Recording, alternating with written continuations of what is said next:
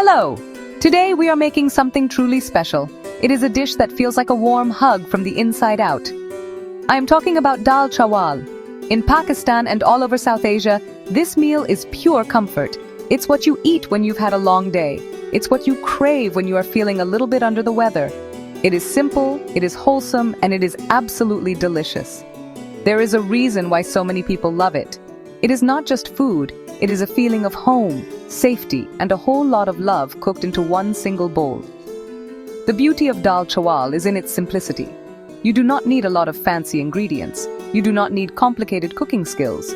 All you need are some lentils, some rice, and a few basic spices. These are things you probably already have in your kitchen cupboard.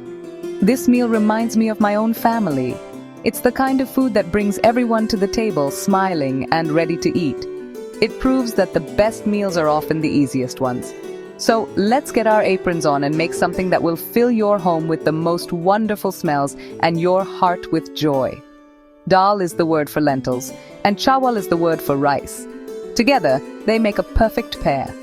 The soft, soupy dal soaks into the fluffy white rice, creating a texture that is just heavenly. Every spoonful is a mix of creamy, savory, and slightly spicy flavors.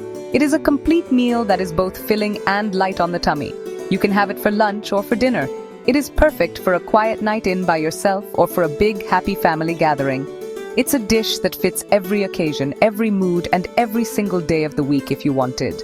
So why is it such a beloved comfort food? I think it is because it connects us to our roots. It is a taste of childhood for so many. It's the meal our mothers and grandmothers made for us with so much care. It's a taste that brings back happy memories and makes us feel looked after. For me, cooking Daal Chawal is like a little bit of therapy. The gentle bubbling of the lentils and the sizzle of the final tempering or Tadka is music to my ears. It's a simple pleasure that never ever gets old. Let's make our own happy memories today.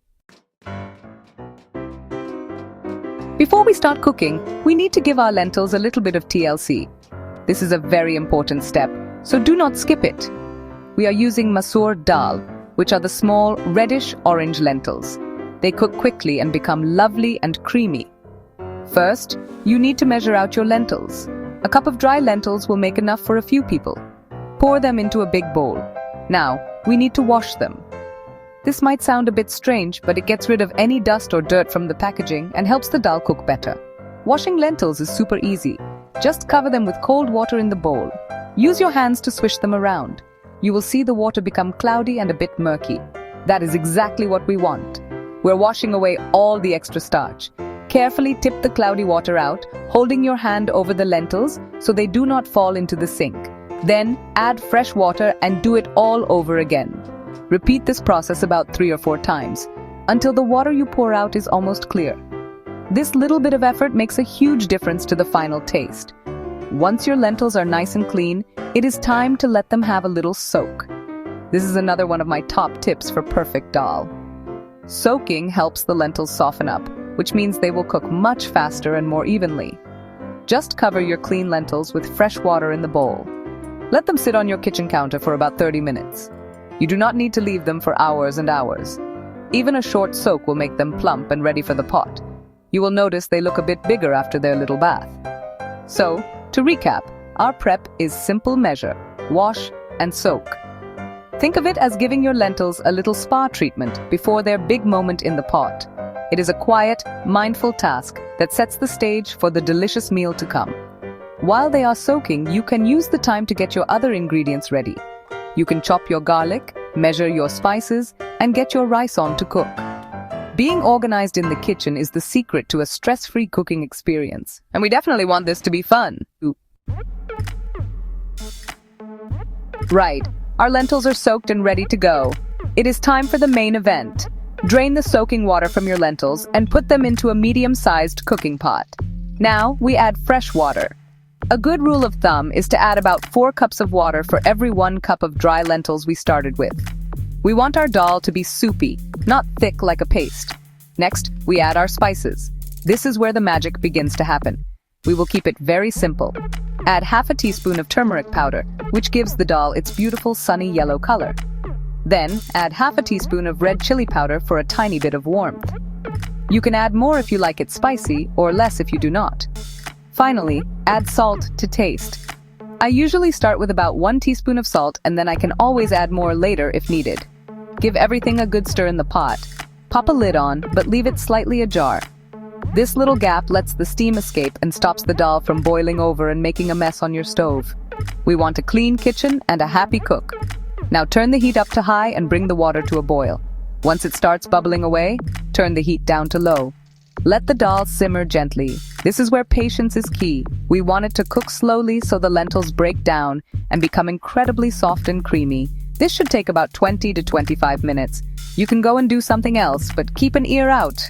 Give it a stir every now and then to make sure nothing is sticking to the bottom of the pot.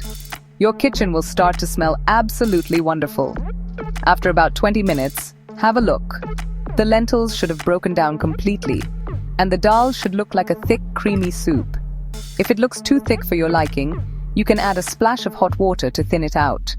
If it looks too thin, just let it simmer for a few more minutes with the lid off to reduce. Give it a taste and see if it needs more salt. The dal itself is now cooked. It is lovely just like this, but we are going to take it to the next level with a special finishing touch. This is my favorite part of the whole process. It is the tadka. A tadka, also called a tarka or tempering, is a final flourish of flavor that we pour over the cooked dal.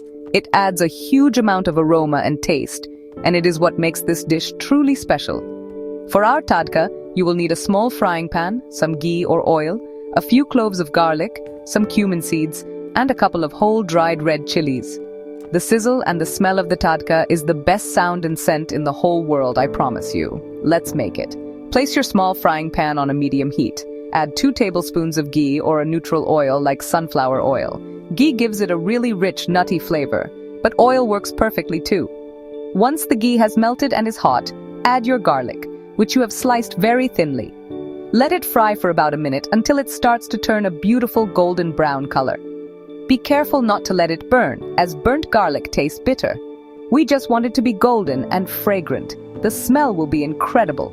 Once the garlic is golden, it is time for the next step, and you have to be quick. Add 1 teaspoon of cumin seeds and the 2 whole dried red chilies to the pan. The cumin seeds will start to splutter and pop almost immediately.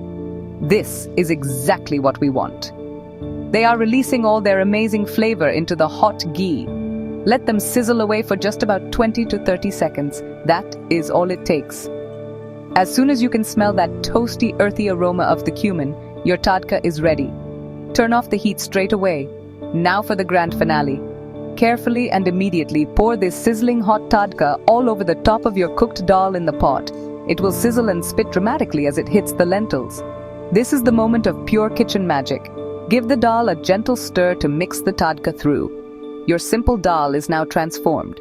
Serve it hot in a bowl alongside a generous portion of fluffy, plain boiled rice. A little bit of tangy pickle or achar on the side cuts through the richness beautifully. And there you have it, a perfect plate of Daal Chawal, made with love. Enjoy every single spoonful.